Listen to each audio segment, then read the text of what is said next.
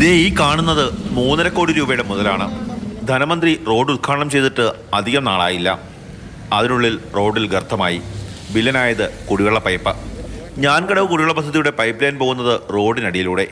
ദിവസങ്ങൾക്ക് മുമ്പ് പൈപ്പ് പൊട്ടി, റോഡ് പൊളിഞ്ഞു, ഗർത്തമായി, റോഡാകെ വെള്ളം നിറഞ്ഞു.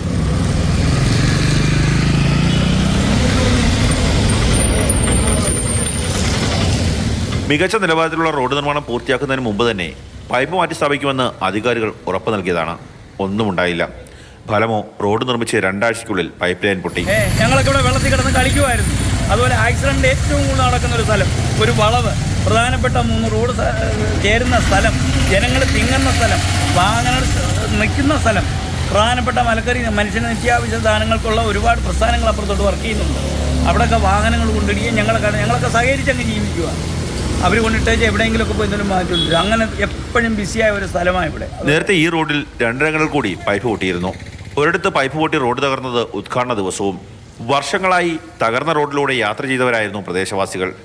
പുതിയ റോഡ് നിർമ്മിച്ചപ്പോൾ യാത്ര സുഖകരമാകുമെന്ന് കരുതി. ആ റോഡ് ഇങ്ങനെയുമായി. മാതൃഭൂമി ന്യൂസ്, കൊല്ലം.